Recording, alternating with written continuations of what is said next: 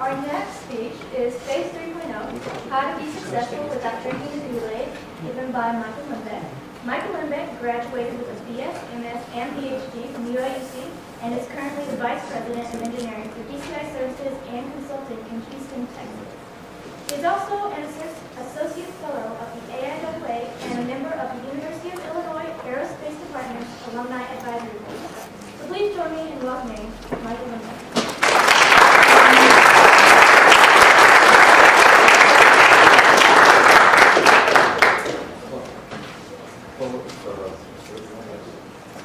I got a couple things to say while you go ahead and get that ready.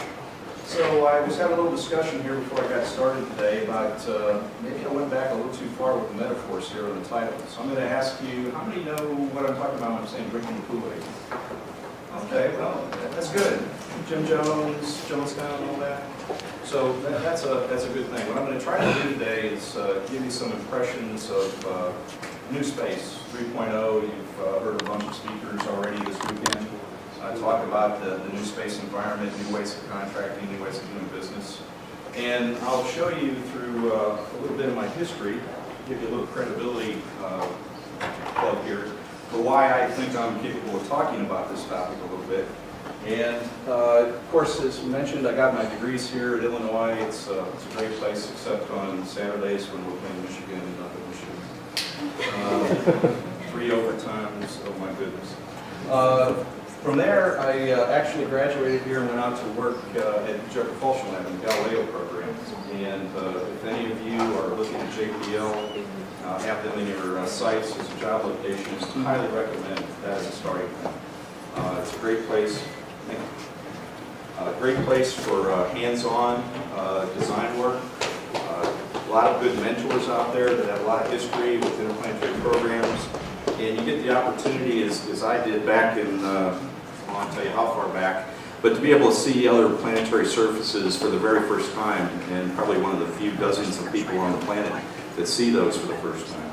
So that's kind of a unique thing that you can do at JPL. From there, went on to a little company called Space Industries.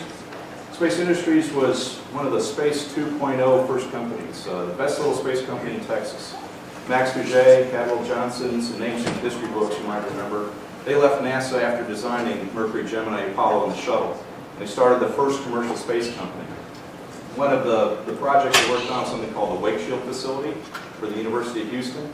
And a number of students out of Texas A&M, University of Houston, Rice University, and in that area down there, mostly 2-3 years out of school, led by 2 or 3 Apollo era guys, put together that spacecraft for $15 million, and it flew 3 times on the shuttle. So there are some good history lessons to be learned then on why Space Industries failed ultimately to become a real good commercial venture. We'll talk about that a little bit today. From there, orbital science, well, I guess talk about Team Encounter first. Team Encounter was a small little company that was trying to build a solar sail.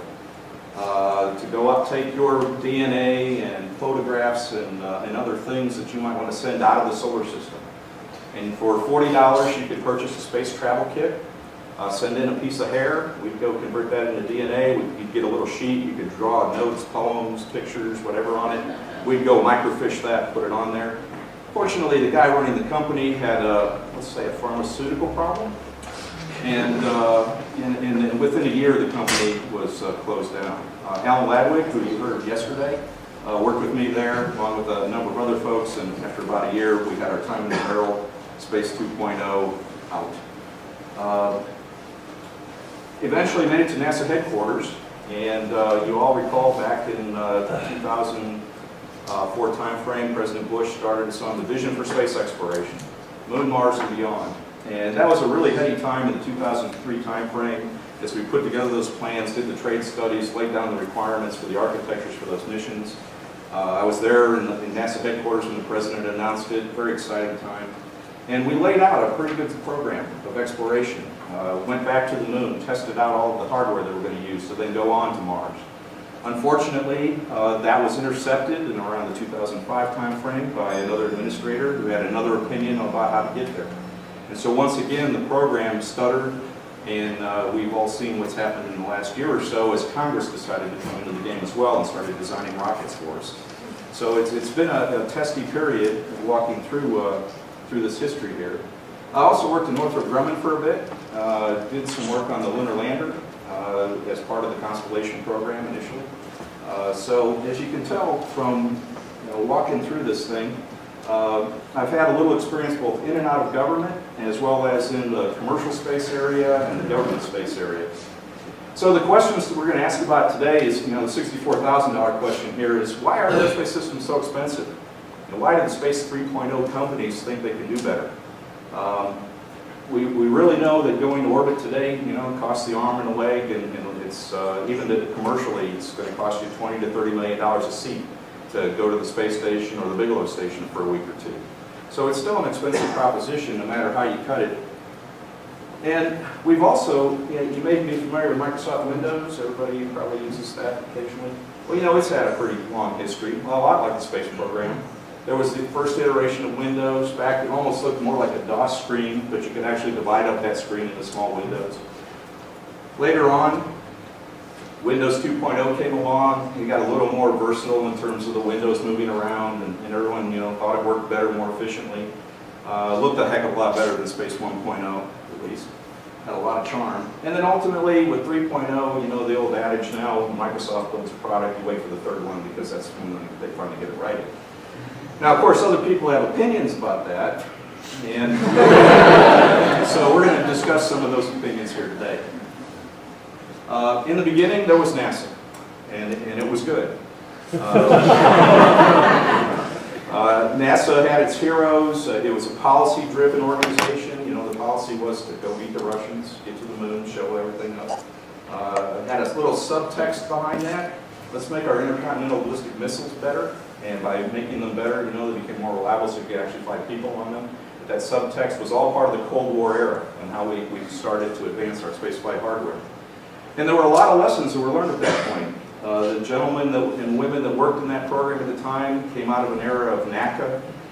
Those are the folks that did the initial aerodynamic research, a lot of it at Langley.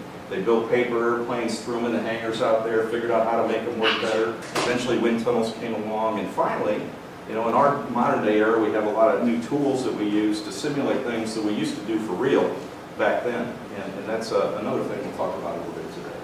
But NASA, and as time has gone on, had its historical days. You've all heard us wax eloquently about the Apollo era.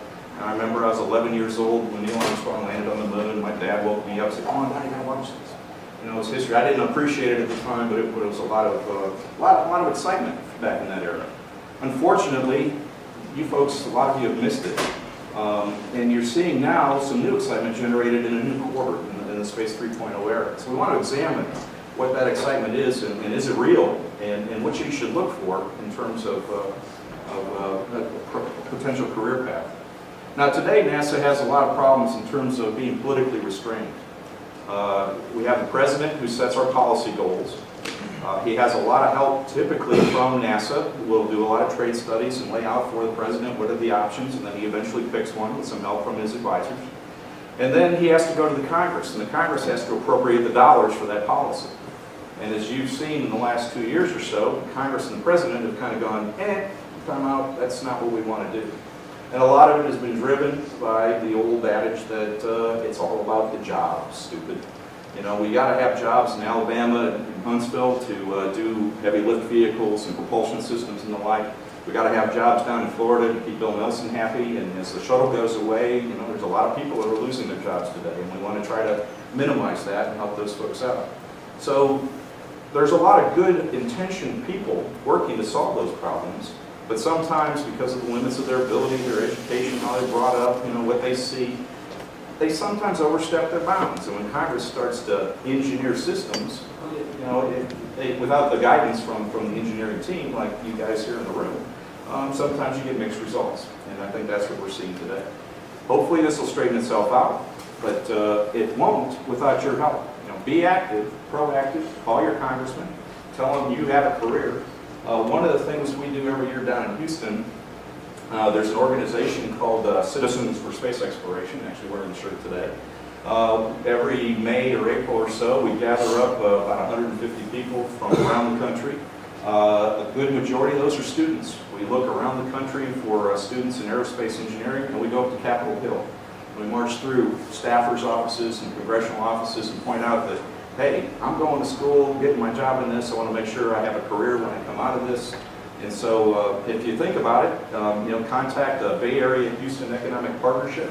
And then Bob Mitchell down there, send him a little letter, tell him you're interested in participating in that program, and come with us to Capitol Hill next year.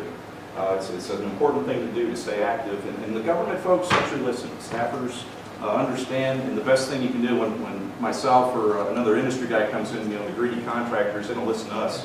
But when a student steps up and gives them a story about how they're going through this process in school, trying to do things to make life better, they listen to that. So it's very important that you do participate. They will listen. Space 2.0 was kind of the next iteration after Apollo. As things started to cool down in terms of exploration, there was Skylab, that was a little blip. The Russians came along with the Mir program and Salyut.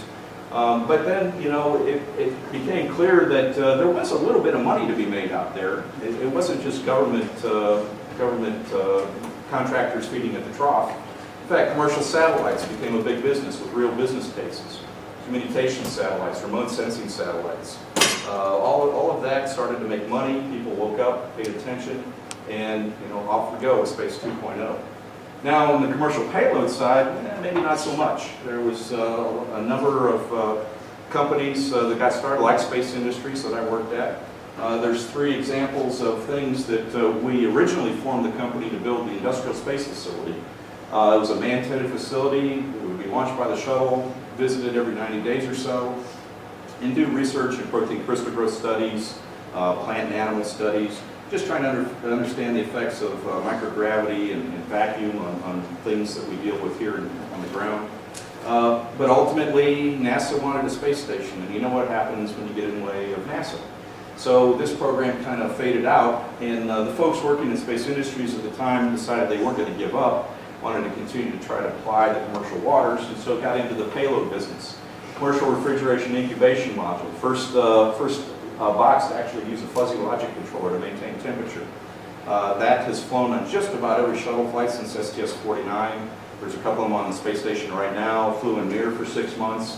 So it's a pretty big success, except for the fact that the predecessor of that box was built by McDonnell Douglas in St. Louis. And that box, same functionality, identical functionality, cost $2 million.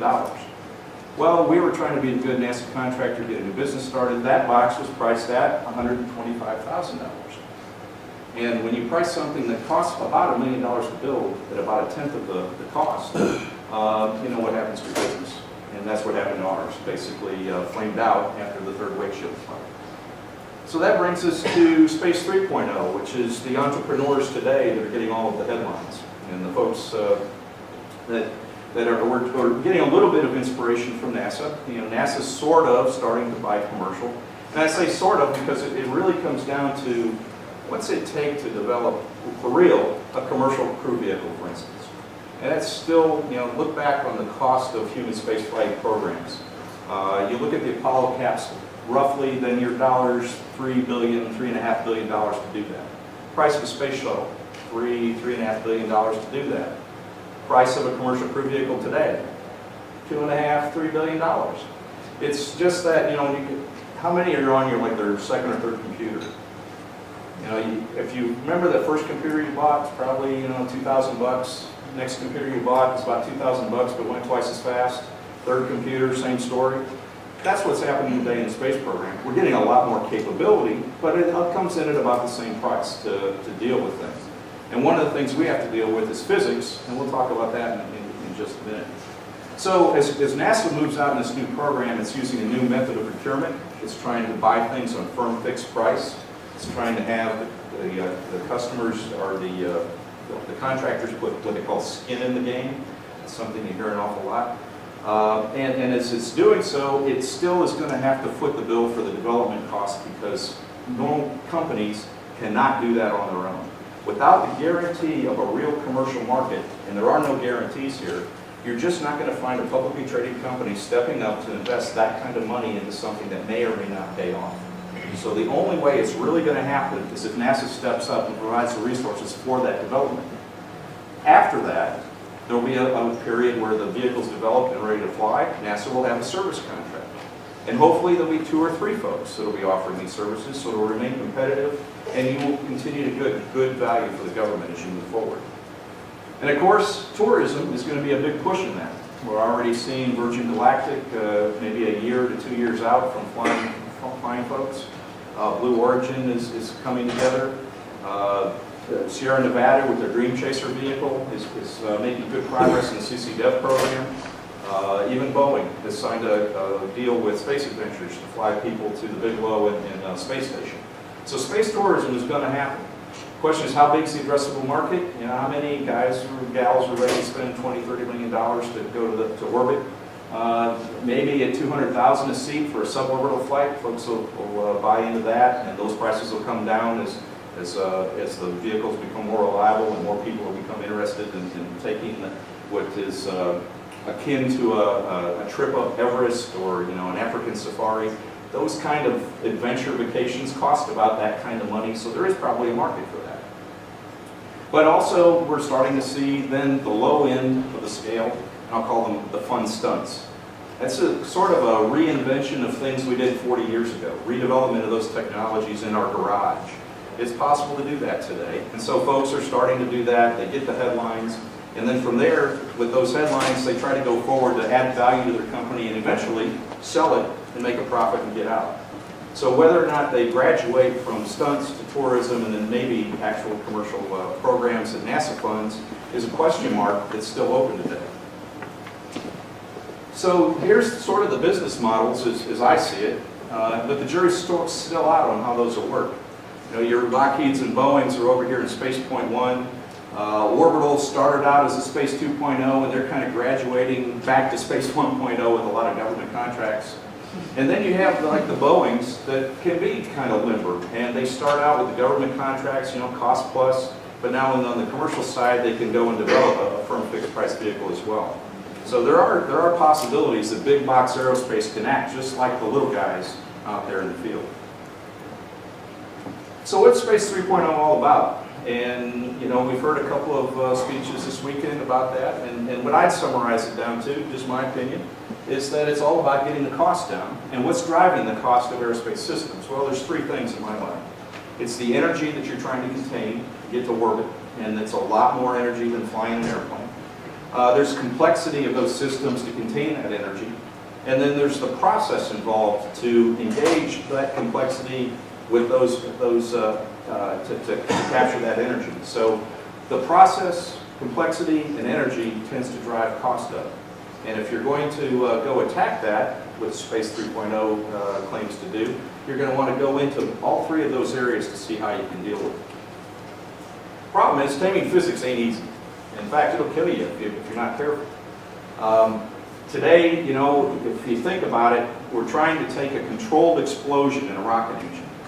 And in order to get the energy we need to get off the planet, get into orbit 17,000 miles an hour, it takes a set of materials that can withstand the heat and pressure that you're developing. It takes a nozzle that can take the heat as well and not melt itself as the hot exhaust is coming out. Well, that takes money to design the materials, to go through improved materials, to run the test programs. And if you take any shortcuts, it's akin to making the wall on the thrust chamber there thinner. You'll have a less reliable system, you won't know how it's going to perform, and eventually you'll have some significant problems. Complex systems are subject to many influences as well. We've all heard the adage about the butterfly in China changing the weather over here. Well, today we all rely on our computers to do computer modeling. And I'm sure you folks, more than we did back in our time, are using MATLAB and other tools to lay out systems and analyze them, use NASTRAN to look at structures. The problem is those tools are approximations of the real physical problems that you're dealing with. And as you know, approximations have terms that if you cut off, they may be significant. Depends on where you're doing that truncation. And so in complex systems, like a rocket engine, like a very dynamic complex system, it's sometimes uncertain where that truncation point is going to be and where that truncation point could hurt you. So you have to be very careful how you do that, and a lot of times that involves a lot of testing. You have to validate your models, and testing can be expensive because it takes a lot of people, it takes a lot of preparation, setup. You need other facilities, thermal vac chambers, vibration tables, EMI chambers. All of that adds cost. And as you see today in Space 3.0, sometimes some of that testing is shortcut, and that can lead to problems down the road. But I also talked about complexity as being an issue. And I don't believe personally that complexity is a real problem. You look at that V8 engine on the side of the left-hand side there. That engine has thousands of moving parts. It's been, we started designing them well over 100 years ago. It has to be very reliable, start every day to get you to school, get you to the grocery store, get you to your job. And that engine is pretty cheap, comparatively. If you look at a rocket engine, which has tens to only hundreds have ever been built, only tens of moving parts, on the surface looks a lot less complex. And you only use it once, and yet it costs a heck of a lot more than that engine. So why is that? It doesn't appear to be complexity that's driving it. It's more probably a case of volume. We just don't make many of them, and so the parts cost more. So one of the things we can do to reduce the cost of access to space is actually increase the frequency that we go there. Hopefully the tourism guys will help to start that process. And as we go to increase the flight frequency, we'll also improve the reliability of the systems. When you build millions of units and if you start returning 2 or 3 of them, that's going to raise the red flags, and you're going to find out what the problem is and fix it. So flight frequency is really what gets you there. Now what's happening today, is that we're starting to build bigger systems. And if we build bigger systems, we put more stuff on there, so we fly less frequently, and therefore we're not going to have the reliability that we see in smaller systems. Now, the devil is really in the details. And this is where a lot of folks also try to sidestep the process as you go forward. If you want to do a really good systems engineering project, you start with the requirements, you go through a number of trade studies, you develop the documentation that documents the trade studies and the outcomes. You refine the design as you go forward, both in terms of the schedule that it's going to take, how much it's going to cost, and sometimes you can't meet requirements, so you go back to your customer and you negotiate with them to lower them as well. And ultimately, you come up with a design. But sometimes we go a little too far in the process. You've all seen, hopefully, the systems engineering V. And so the question is, are we really out-processing ourselves? And that's become a major theme of the Space 3.0 folks as well. What can we do to reduce the process and therefore the cost of the program as we go forward? Well, one of the problems we've had in the space program, and particularly in NASA, I believe, is that when things go wrong, we get on what we call the failure roller coaster. And if you look at every one of those blocks up there, that's one of those new wave sets of things we do when things go wrong. We put a Band-Aid on it, and those Band-Aids continue to accumulate. Back in the 70s, we started adding in earned value. We've got ISO 9000, total quality management. All of those processes add cost. But are they adding value to the process is the question. Through the 90s, we finally realized things are getting too expensive, and we started dropping things down. We got lean engineering. You've probably heard that if you've gone on interviews to any of the major companies. Six Sigma, all of those processes have tried to bring the cost down. Now, with a couple of shuttle failures, we've changed the way we do business, and we've added back in now warrant holders at NASA. We have technical authorities. All of that adds cost to the program. So where's the right balance? What's the right balance for getting to a good design? There are also some other pervading cost myths that are hanging out there. One is, of course, the bigger is better. But the question becomes, where are those cost savings coming from? Let's say you've got a heavy lift vehicle, and it takes 3,000 people, pick a number, to launch that vehicle. But you can only afford at a couple of $1 billion per vehicle, you can only afford 1 or 2 a year. Well, what are those 3,000 people doing in the interim between the 2 days of 365 that they're launching? They're still taking a paycheck home. It makes that system very, very expensive. So there's got to be a balance somewhere between the amount you lift and the cost of that system. And I don't think that as of today, we've found that sweet spot yet. We've also heard that heritage is faster. And you've heard a lot of designs for the heavy lift vehicle and even in the Constellation program, using shuttle remnants and other previous programs to build launch vehicles and other capsules and so forth. But when is a derivative really not new? The problem here is that with the Heritage system, let's take the space shuttle for instance, and with its side mount tank, or the side mount engines on the shuttle orbiter, and now you want to turn that into an inline launcher like you see there depicted on the right, the old Ares 5. Well, look at where those engines are down there in the lower right. They're actually pulling that tank uphill. On the right, we've got engines now pushing that tank uphill. So that tank that was designed in tension is now in compression. Sure looks like the shuttle tank, though. Look, it's orange. But it's not really. And that's the kind of thing you get into, that you got to get down to the details of the design. Where Heritage can really bite you is when you're not using that component in the same way you designed it originally. And that's been a lot of the failing of the Constellation program in my opinion. And then the final thing we talked about a little bit is complexity is evil. Well, you know, complexity is hard to define. The space station is a very complex vehicle. We've had a number of modules that have been assembled independently over time. It's taken some, I forget the count, as of today, it's probably around 250 spacewalks that have been performed on that vehicle without a failure, I might add. Why are we ignoring our history of space operations? We know how to build complex systems.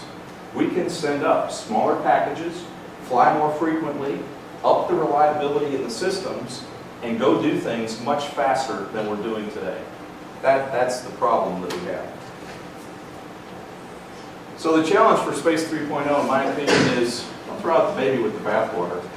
There's some good things to be had in our old systems and processes. It's really how you do it that really matters.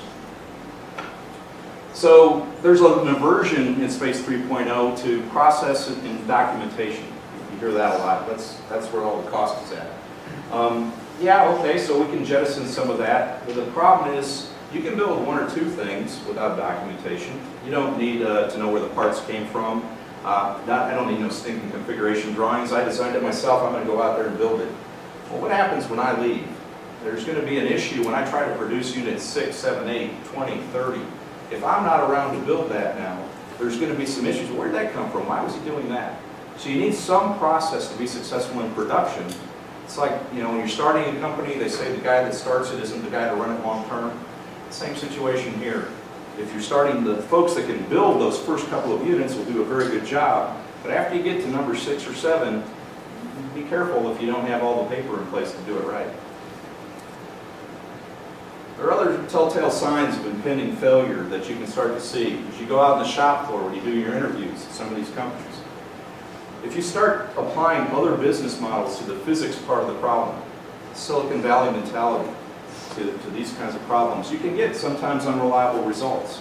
You have to be very careful with applying. It's like the external tank.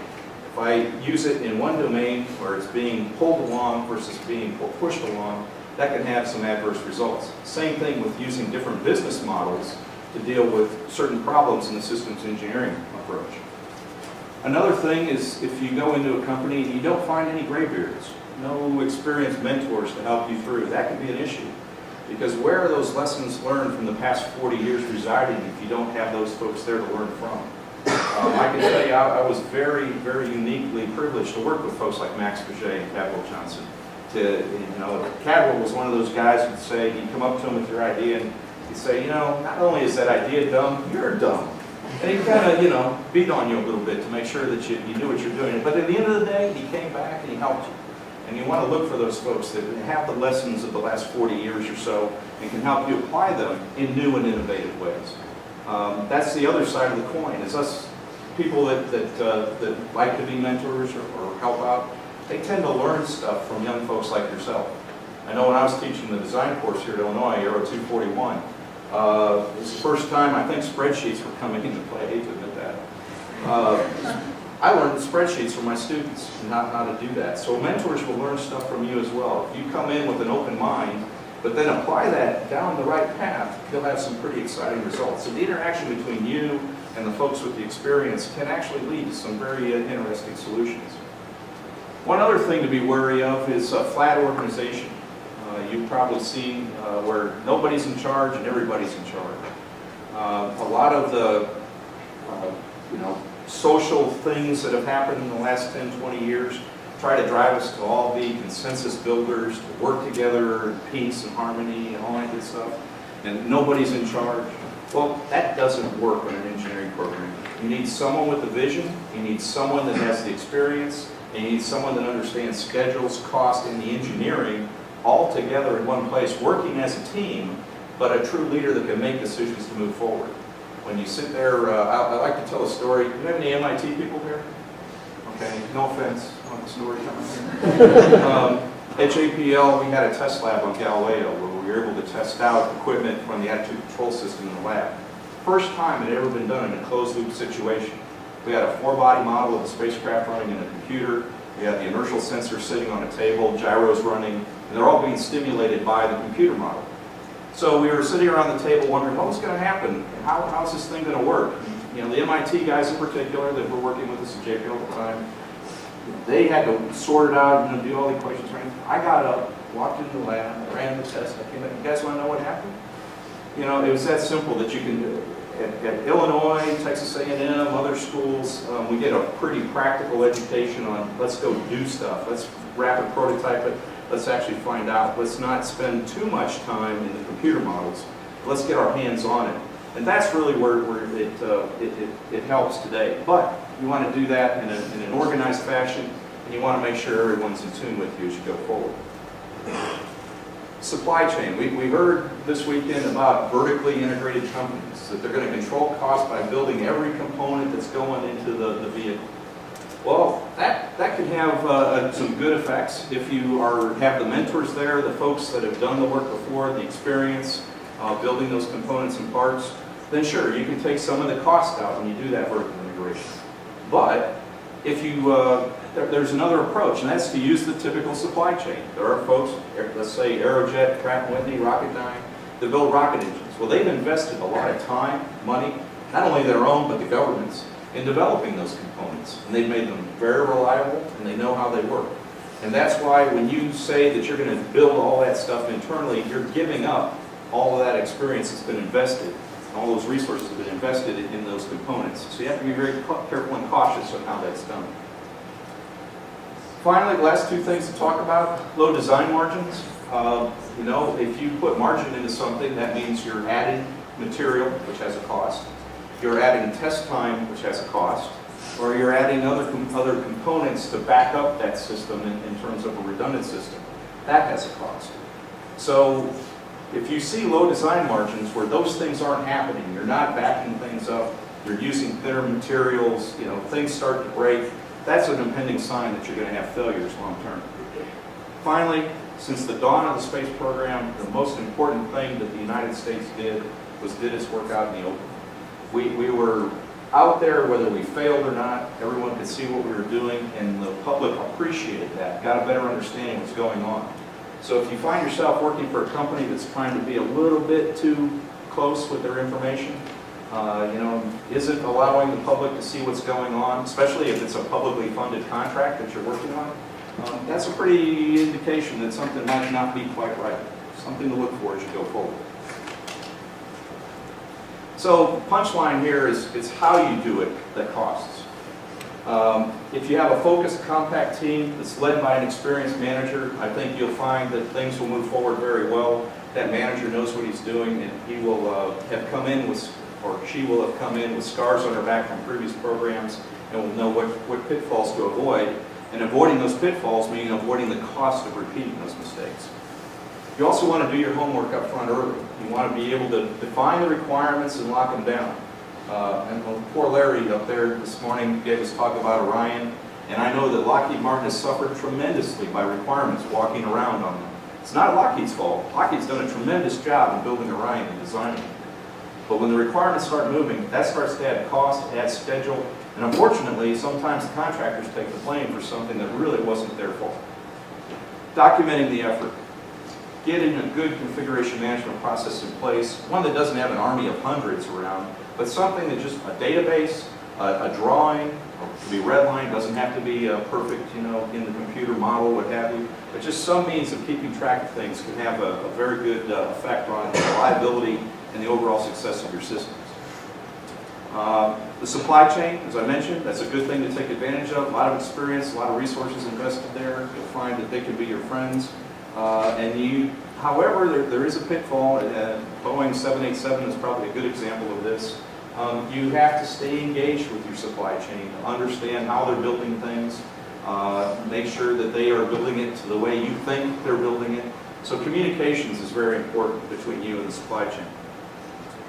Test the way you fly, fly the way you test. That's very important. You really don't want to be doing experiments in flight. You want to make sure that you've understood on the ground how the system's going to work.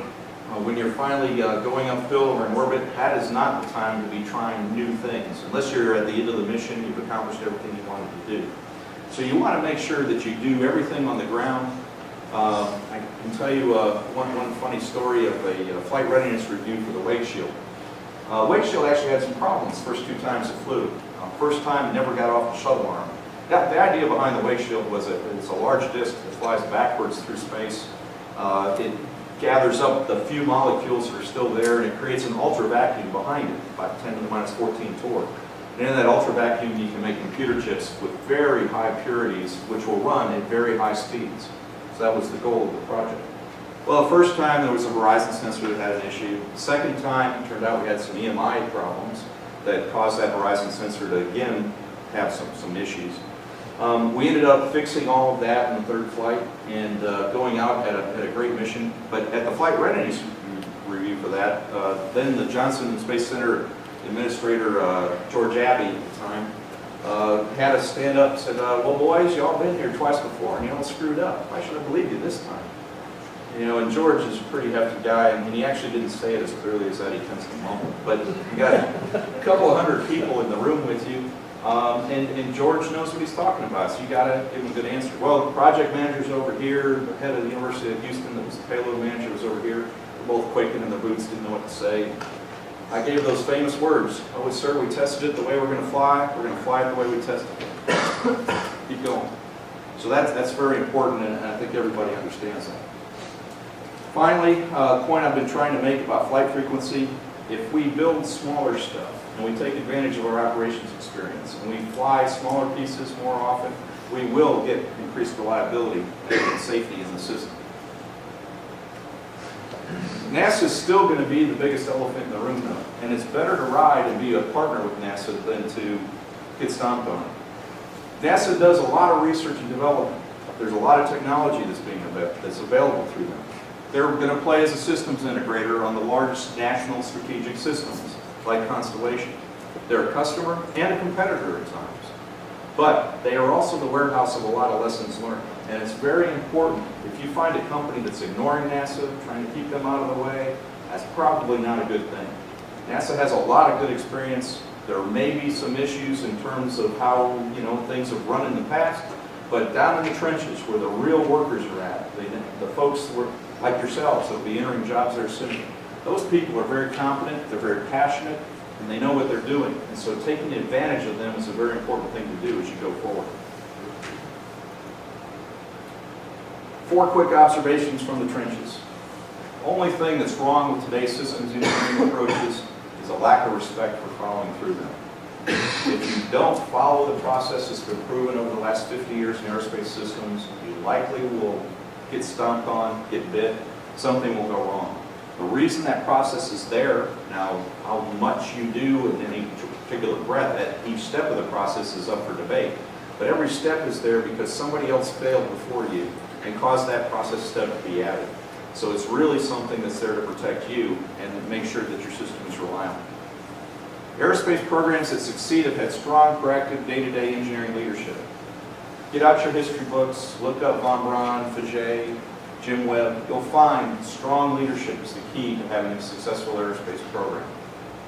Extensive testing prior to operational release, then you'll get the results that you expect. If you test, things will work. Another good example from the Apollo program, I believe it was the J2 engine on the S4B stage, was tested hours upon hours. One of the things Von Braun did that people don't appreciate, and especially the Constellation program hasn't appreciated, is the amount of test time that was put on the engines and stages on the ground at the SEDS Space Center. Tons of hours, just in the chamber, engines running, making sure things, throwing little bombs in the F1 engine, make sure the combustion instability wouldn't take out the engine. Well, one example is that S4B with the J2. On the ground in the chamber, worked just great. Thing, fired off several times. First flight, there was a little line, a flex line that came down that was vibrating. In the chamber, it didn't vibrate that much, and ice would build up on that line. And that line was sitting there very solid because it was inertially fixed by the ice. On the first flight, when it actually flew, now in a real dynamic environment, that ice shook off and that flex line was vibrating like crazy until it eventually snapped. So testing in the environments you expect to operate in is very important. Shortcutting those tests can lead to failure later on. Finally, I guess my final point here is that there's no secret to the formula. We all know it, we all study it. Hopefully you're taking systems engineering courses wherever you're at today. If you apply that process, it will work for you. If you shortcut it, it will bite you. That's a very important lesson that we have all learned in the years since we've been out of school. We've learned what the boundaries are. You know what? You got to see this because this one's important. Let me just back up this little animation here. So we have Dan Golden with Better, Faster, Cheaper, Mike Griffin building cathedrals. Golden's answer got us to Mars with Mars Pathfinder. Constellation, we're sort of in a ditch. The problem there is that the real answer is in the middle. Golden with Better, Faster, Cheaper banged NASA hard over to the left. Tried to do things cheaper, faster, pick any two. That's really how it works. With Constellation, we tried to build a big system. We tried to do it, just ram-running it through, very little test time on it ultimately. And today we've seen that Congress has now interjected itself into trying to help us out of this ditch. The real answer is somewhere in the middle. Find the right balance between process, between people, between the systems you're trying to build and the resources you have. And in that case, you will be successful.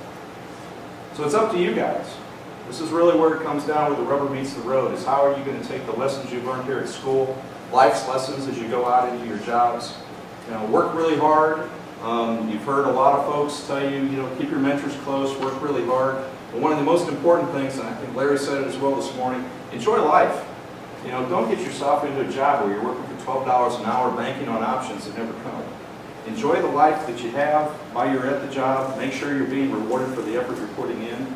And at the end of the day, you'll find out over time that you've had a very good experience and you'll be a successful engineer. So with that, I will send you off a little early into the dinner today and hope you learned a little something from my little talk.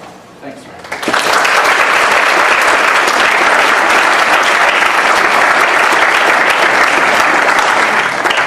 And I'd be happy to take any questions except from Mike and Larry.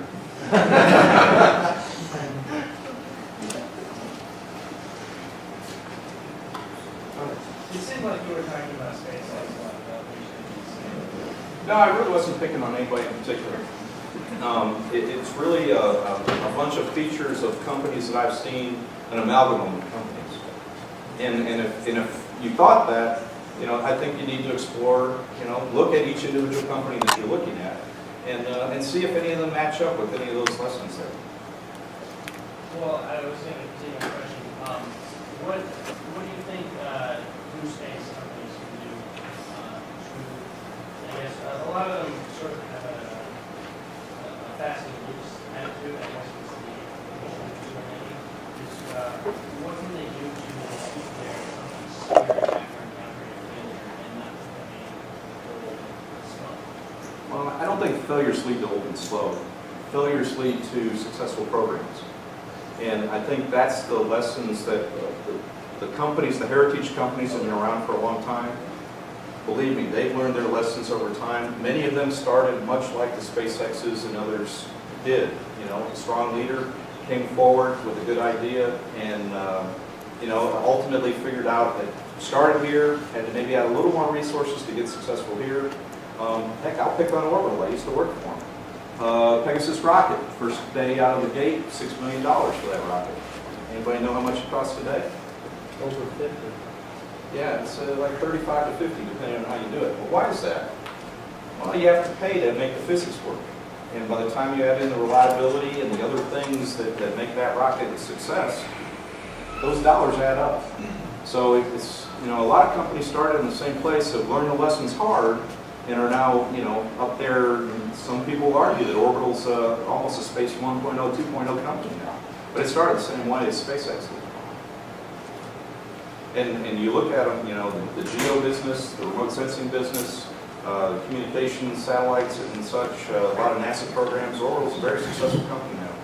So, and a lot of that, you know, the failure roller coaster, ISO 9000 was added there. A lot of other processes came in over time, and that's what led to that. But they're still very cost effective in general for satellites and the like, because they figured out how to add the process without adding bloat to the process.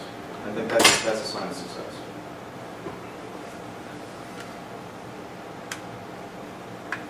Okay, everybody's hungry, huh? All right, great. Well, thanks all for coming today. Really appreciate it.